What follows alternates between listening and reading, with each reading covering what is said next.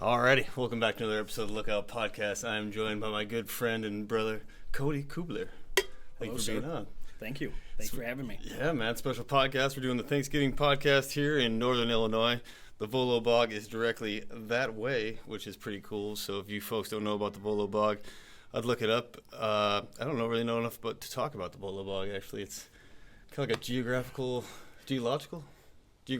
phenomenon. Yeah, kinda. yeah. It's it's basically just like a deep pool of water that has like a floating island on top Basically of it. like moss and stuff, I believe, was on top of it. And rumors there were some gangsters that were buried in there a while back, right? A long time ago, back in the 30s, yeah. Yeah, during the Prohibition era, right? Al Capone days, yeah. Yeah. Oh, yeah, that's the other thing. Al Capone's kind of famous for this area. There's this old hotel that unfortunately is fallen in called the Mineola. It's just down the road. Yeah, it's pretty historical.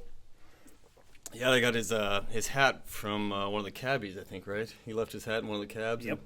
Now it's in the hotel, or actually, I don't know if it's still in there since the hotel's caving in, but... Yeah, I'm sure they took it out, probably. I would imagine. I imagine, too. Yeah, the Mineola is another cool spot for folks listening to check that out and the history behind that. And Chain of Lakes area, just a lot of cool outdoor recreation out here. And that's why I want to talk to my friend Cody here about just, outdoors and getting people involved. And, most of my podcasts are out in the West, but we're doing a little Midwest podcast here. And this Volo Bog is just a great spot for recreation, hunting, and just getting yourself outdoors. Yeah, absolutely. The Volo Bog, they do basically like a lottery system to hunt it. I forgot how many different tracks they have. I think it's like 8 tracks. And, you basically get it from this state to this state, and you get to hunt it, yeah. Yeah, it's beautiful, man. And the hardwoods and the smells, acorns, and... Yep. Man, what's that tree that's got, it looks like a tennis ball? The walnut? Like the black walnut. Black walnut, man. Yeah. What a cool... the smell of that thing is kind of pungent. It's nasty. It is, but I don't know why. I kind of like it. It's beautiful grain, though. Oh, yeah. Yeah. I know Sue's got quite a few in the backyard here. Oh, yeah. And, they're really cool trees. Shout out to my mother-in-law, Sue. Yep. Amazing lady. Yeah, she is. Hosting our podcast. Where is she? Yeah. In front of her place right now. She's a second mom to me. Yeah. Too many, actually. Yeah, me as well. Yeah. So. Yeah, it's pretty cool, man. It's and that's another thing I want to talk about too, is just like Thanksgiving podcast, what we're thankful for. And, of course, I'm thankful for Sue and being here for Thanksgiving and thankful for your friendship too, my friend. Yeah. But, just the caring nature, that this family brings. I'm really fortunate it's to be part of it. unbelievable. It really is, Yeah, we both got to grow up around this family. And Yep. Yeah, it's amazing. Yeah. But, yeah, so... out here in the hardwoods, like you said, she's got a few trees in the back. You recently cut down a hardwood too, didn't you? Or you were thinking about, was it walnut that you're gonna try to dry out and use for some woodworking? So I had some kind of elm. I think it was Chinese elm or something like that in the backyard that needed to come down. It was hanging over the house, and it was getting up there. And the neighbors, I live in a great little cul-de-sac street, all came over. We took the tree down. It was a big one. I would say at least 75 feet. Nice. And then we took the wood heavy. And we took the wood from that and we milled it down, and so I made some benches out of it. Some of the neighbors took it, made some stuff out of it. Yeah. That's what I love about this area, man. Yeah. Like you said, the elm, the cherry trees that are around here. Oh yeah. And walnut and oak. Oak, yeah. Hickory. Hickory, yep. Yeah. Man. Really some good ones. Yeah, really good selection out here for just wood crafting, I guess. Oh, yeah. Something that I eventually want to get myself back into, messed around as a kid a little bit with it, in shop class. Like, we had a really good shop teacher growing up, Mr. Wheeler. Oh, man, great human. He taught us quite a bit and had a lot of patience for me growing up, because I was just kind of a knucklehead kid, like ADD to the max. I think that goes with any shop teacher. Like, they have to have a lot of patience. And they have to know how to deal with kids with ADD, because most of the kids going into shop class were the kids that, had ADD, ADHD, that didn't want to sit in a regular classroom. Yep, that was me for sure. Yeah, definitely me. So yeah, you get to work with your hands. Yep. Yeah, and so many shop teachers too are really inspirational. I think they know how to harness that energy and Yeah. Because I think in a normal classroom, especially for a poor teacher, having to deal with a group of folks with my energy. You got 20, 30 kids, maybe more, and you got to try to wrangle them all, and then you got even just like one or two of me. You don't have the patience to help guide them. Whereas shop teachers like get someone like me to work and building something, and then it just zones them in a little bit more, focuses them, brings their focus in a little bit more. And like, we made these cool little like jewelry boxes for like Mother's Day one time. That was super cool with a bandsaw and then doing some small engine stuff and welding. So it was a great class. And then he had this cool picture in his office that I'll never forget, and it was of this like stork or like a heron or something, like a blue heron, maybe a sandhill crane, I'm not sure, but that kind of bird. And he had a frog in his mouth, and he was eating the frog, and the frog had both its hands around its neck, and the caption was "Never give up." And I love it because that's a good one. The frog's about done there, but he's still fighting. And I was like, I like that. So that always stuck with me. Yeah. But Cody here, I've been meaning to have him on because we did. If folks who've been following along, we did a fishing trip that was supposed to be on the Smith River, one of the coveted rivers in Montana. But unfortunately, like a lot of rivers these days during drought, towards the end of the season, it dries up, and the permit I pulled was for actually just the start of the second week of July. It's been like 2 years now? I think 2 years, yeah. Two or three. And drought hit pretty hard in that kind of central Montana area, and so all the fields get irrigated a little harder by all the ranchers around there, so it brings the level of the river to almost unfloatable, at least for our equipment. So we did a plan B, and we went and flowed the Missouri and fished that quite a bit, and the family cabin's right there, so that worked out. But me and Cody were going to talk then and kind of recap the trip, and just didn't have time, so part of this is talking about that fishing trip. Yeah, that was an unbelievable trip. Your grandma's place there, that place is like probably my top three favorite places in the world. You know, man, yeah. I mean, I've been everywhere, but that place to me is special. And that sauna, that your grandpa built back in the day, your great grandpa. The bird's nest. Yeah, the bird's nest, man. That place is awesome. So hard to beat, especially like you said, that sauna and the cool Missouri water. Any time of the year, because the river runs pretty deep there and dam fed, so it stays really cold. So even a sauna in the summer, when it's a little warmer out, you get that refreshing Missouri water right there to dive into. And then in the winter, it's even better because you slide down a little boat ramp in the Missouri, and then back in the sauna before your feet freeze. Yep. Yeah, good times out there. Oh, it was really good, man. I just wish I was a little bit better at fishing. I don't think I even caught one fish that whole trip. I didn't catch one fish, and it definitely, I don't like not catching fish, but you'll ask anyone that knows me that goes on fishing trips with me, I don't have the best luck when it comes to fishing. Yeah, I remember hearing about your story. Was it on with your brother and Ricky? Yeah, so we went on Rick and I went out to visit my little brother out in Ohio, and we did a day out in Lake Erie, walleye fishing. Unbelievable fishing there. They had no problem catching walleye there. And the next day, Lake Erie was a little too intense for us. So we went to like a little mountain lake. Was it like some big waves, big chop? Oh yeah, real big. Yeah, there was a bad storm that came in. So we're like, you know what? Let's stay inland. So we found like this mountain lake, and my little brother John and Rick catching fish all day long. Right? They're just bringing them, and I can't catch a fish to save my life. And I'm, kind of getting upset, and I'm like, what's Rick's like, it's you. It's not the pole, it's you. And I'm like, no, it's the pole. It's got to be the pole. Blame it on whatever. Yeah, exactly, man. And Rick goes, let me see that. He grabs my pole, cast it.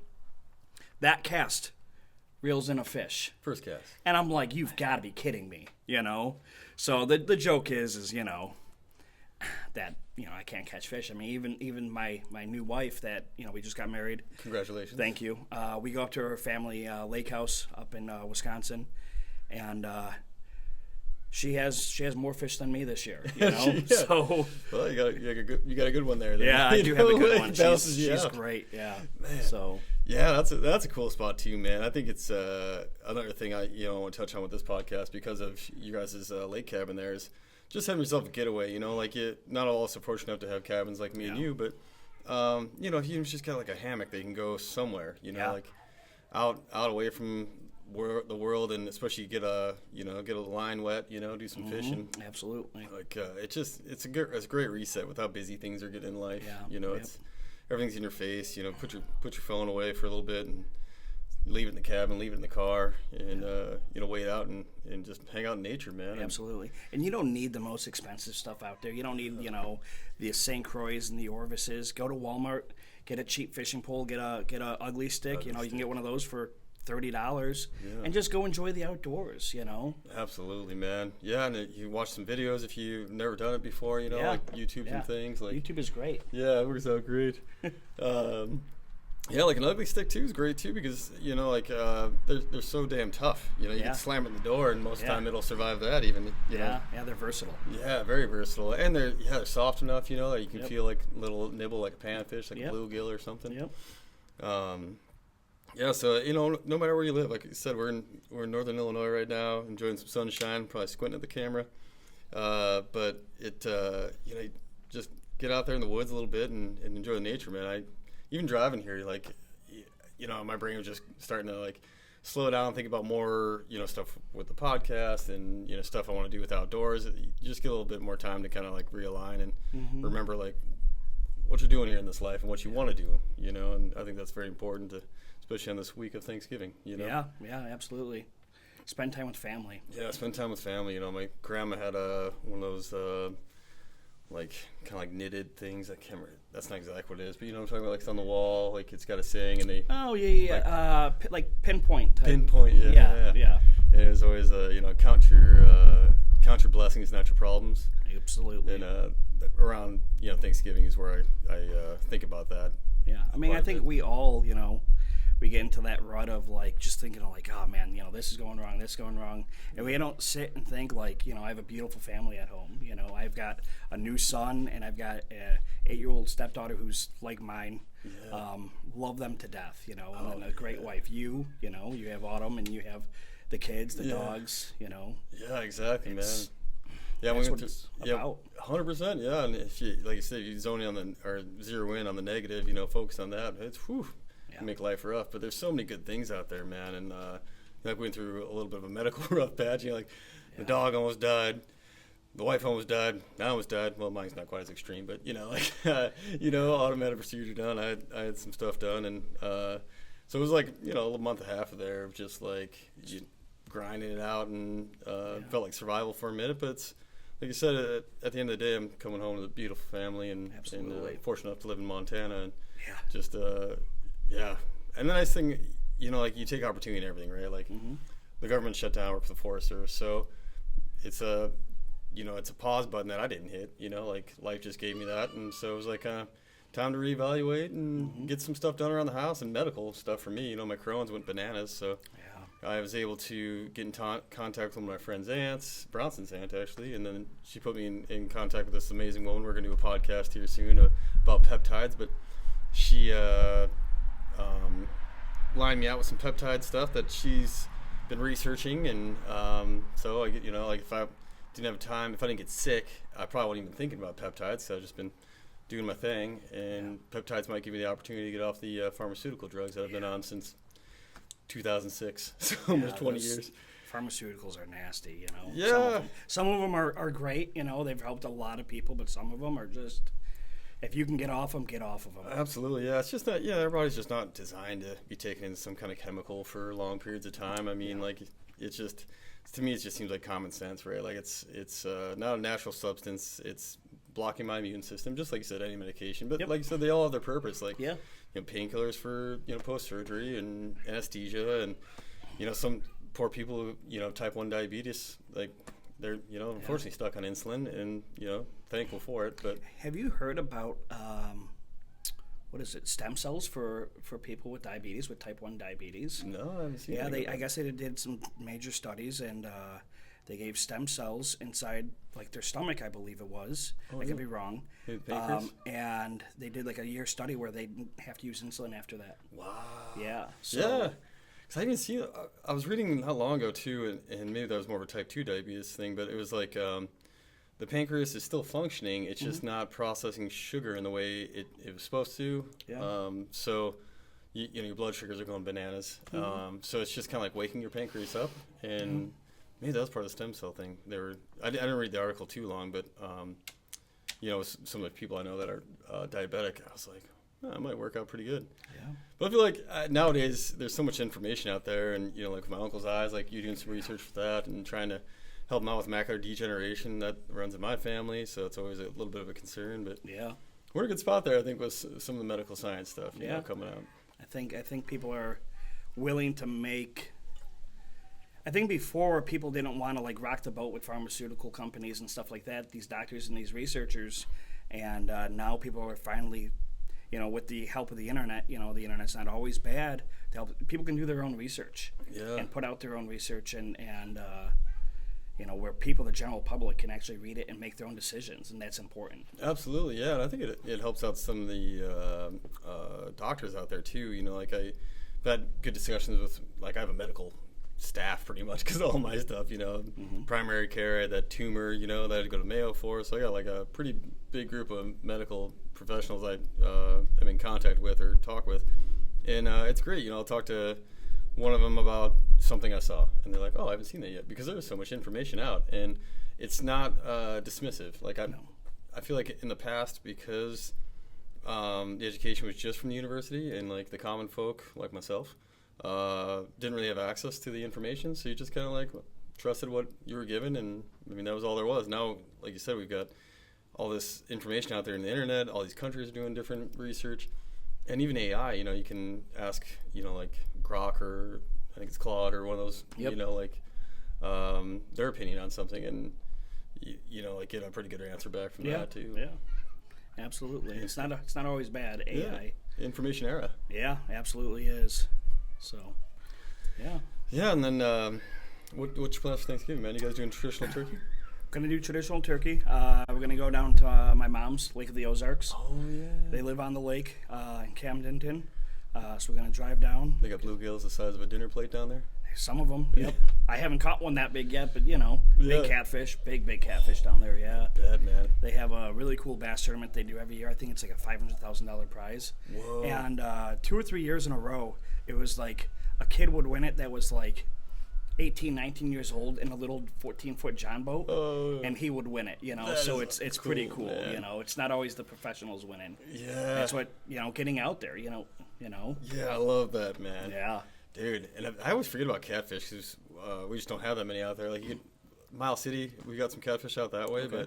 but I don't know. I mean, maybe they're like in Holter, but I just haven't fished for them, so I don't think about it, but man, like reeling a big cat, man, those ugly suckers are awesome. Yeah, they're ugly, but yeah, they're fun to reel in. They are, man, and crazy too with that little bone. Yeah, you gotta watch out; it'll get you. Yeah, have you ever got it? I've gotten once when I was younger. Yeah. Same. Yeah, I didn't realize what I was doing. I picked it up behind those fins. Yep. And it's weird. I could just like poke you. Oh yeah, it'll get you. And it's got like a little.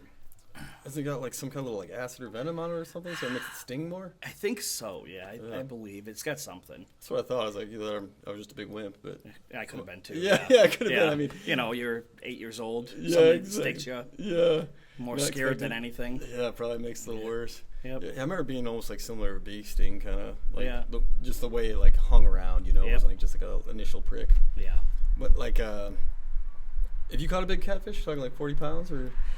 Nothing that big. I think the biggest I've caught maybe was 20, 30 pounds, maybe 20. That's big, yeah. Yeah, so decent size I've caught, but Yeah. nothing like the big ones. I mean, there's catfish that are 80, 90 pounds easily. Yeah, totally. Seeing those noodling folks got to use 2 hands to I don't pull know. it up by the Yeah. jaw. No, thank you.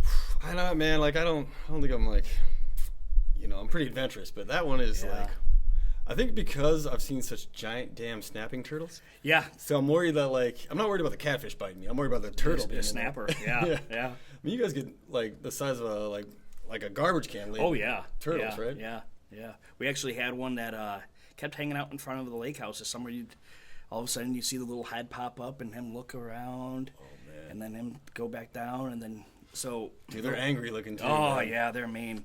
The lake house has got water on 3 sides. So we've got the one lake, Morris Lake, and we've got the channel that runs along the property right there, and then we got Emerald Lake. And he always goes, goes through, goes down the channel, and then comes out on Emerald. Oh, really? And then in Emerald, it like kind of wraps around, and there's we call it Turtle Island. There's always tons of turtles over there. It's really cool. Oh, that's cool, Yeah, man. Oh, so- because you guys got like painted turtles, all kinds. Oh of yeah, turtles, painted right? box, yeah. Oh yeah, box turtle. Yeah, Yep. those are a little more friendly. Yeah, painted and box are definitely more friendly. So Yeah. snappers you don't really want to mess with. No, I mean like a big snapper could probably bite your finger off. Don't you think? Oh, Like- easily. Like a razor. Easily. That's what I was thinking. Yeah. That's why I get worried. I mean, I don't know. Like you watch some of those shows, especially down south, where they're noodling in that muddy water. Like, Yeah. Oh, dude. Stick your hand in a turtle hole. That's yeah. what I worry about, man. Yep. No, thank you. Yeah, and I mean they get even bigger too, right? And they have a long lifespan, don't they? Yeah. I mean, it's not like a sea turtle. Yeah, it looks like 100 years Yeah. or more, right? Sea turtles, I think it's like 2 something. Is it? Yeah. I think so. Yeah, I should know this. Yeah, me too, man. Because there was that one that was found on the Galapagos that they were worried that was extinct, and they were able to bring it back. I think it was on its shell too. Like, apologies if the story's wrong, but I think it like had fallen down something and was like about to expire, and they were able to save it and rewrite it. Really? But it's one of those like giant sea tortoises. turtles, yeah. But like you said, I think that was like a couple hundred years old. You've been to Hawaii, right? Oh yeah. Did you ever swim with them? Yeah. Yeah, that is the coolest thing ever. Yeah. Are those loggerheads? Is that what those are? I don't know. I think. Maybe I'm wrong, but yeah, it's so yeah, cool. they're the coolest thing, you know. Yeah, I was surfing in Honolulu, and my brother kind of gave me a heads up on this. But then one of the locals came up, and I was just sitting, there wasn't much going on for surf wise. And Yep. this guy, I think he was just on a sup board, stand up paddle board. He came cruising by, and he's like, "How was it?" And I was like, good, man." I'm like, just kind of enjoying the day, like it wasn't, like any surf going, like I was saying. And he's like, "Well, keep an eye on those turtles, man. Like, their heads are poking up, but when they go down, that's when the next set's coming in, next set of waves."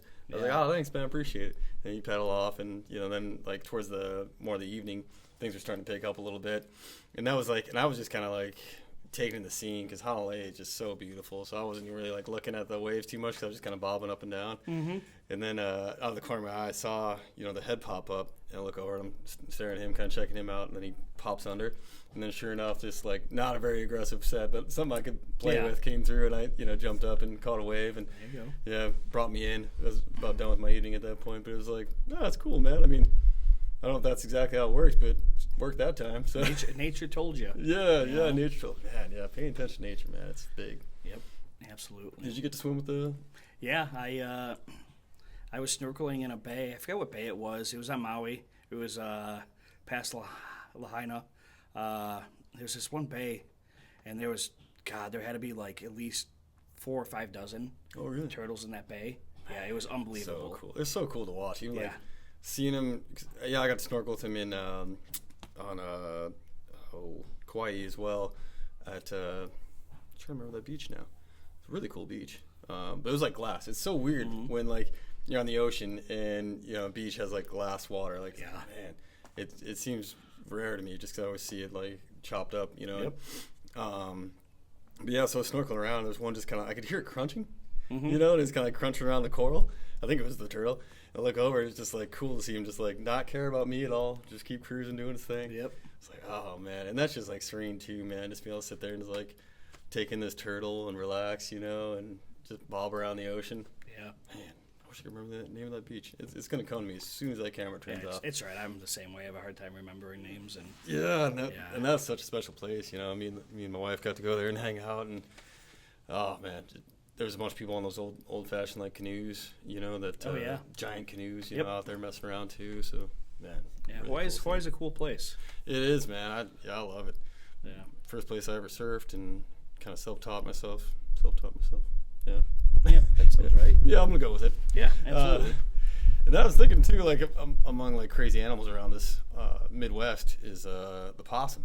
Possum. I always forget about it until like I see one on the side of the road. I'm like, man, what a wild looking creature. Yeah, they're different. Mm-hmm.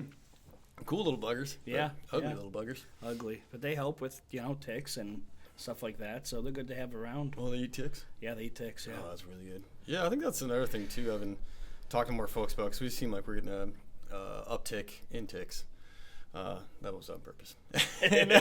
But I'm wondering, it's like this. There's something in the environment, the ecosystem, getting diminished, I guess. Like, is the numbers of something that eats that tick going away? Like, why are the tick numbers coming up? Is it because of the temperatures? Like, we're getting warmer, longer summers, so like the ticks are breeding more? Is there like I think that could some be kind it. of mouse that's not eating the ticks, that's not flourishing, that's getting killed off somehow? Yeah. So I think about that stuff all the time. Winters don't get as cold as they used to. Yeah, totally, man. And that usually kill off some things too. Yeah. So I was kind of trying to talking about observing our environment, try to figure out like what the cause of it, because it feels like nature is always trying to balance itself out. And if there's for some reason something's like in abundance, sometimes it's just like cyclic, in nature, like the what are those things that come here that buzz all summer? Locusts, yeah. You get like those that are just like buzzing all summer, or that's the one, right? That. Yeah, it's like every 15 years or whatever. Yeah. So you get that going on. Yeah. You kind of get used to it though, huh? You get used to it. I mean, some nights it's loud. You walk outside, you're like, oh my God, holy cow. Yeah. But it keeps you up at night, or? It can, yeah. If you're a soft sleeper, it can. Yeah, pretty soft sleeper. Yeah. I don't know, but it's kind of like a hum though, so it might it goes all night long though, huh? Yeah, pretty much, yeah. Jeez, man. Yep. Yeah, my uncle, he lives not too far from here, and he sent me like a video. Remember a couple years back they had the big wave? They kept saying it was going to hit here, but I think Sue said that it never did. Yeah, it hit more out east of here. I remember driving down the highway, and it's just like one after the other, just hitting the windshield. Yeah, cicadas. That's cicadas, not locusts. Cicadas. Cicadas. Yeah. Yeah, man. Yeah, and they're just like big, crunchy things. Yeah. Man, and that's my uncle. Like his dog was eating them. Yeah, like, dogs love them. Man, just crunching away. Yep. Man, nature's pretty awesome, man. Yeah. Pretty lucky to be, like you said, here in Illinois, and just I don't know, getting to work outside and enjoy it on a regular basis. Yeah. Well, I won't keep you too much, man. I know you got family to get back to. I'm gonna mow some lawn here and get back home and hang out with the family on this beautiful Sunday. Oh, it's beautiful, man. Well, thanks for coming on. Appreciate you, Cody. No problem. Thank you. Yeah, cheers. Cheers. Thanks for tuning in, people.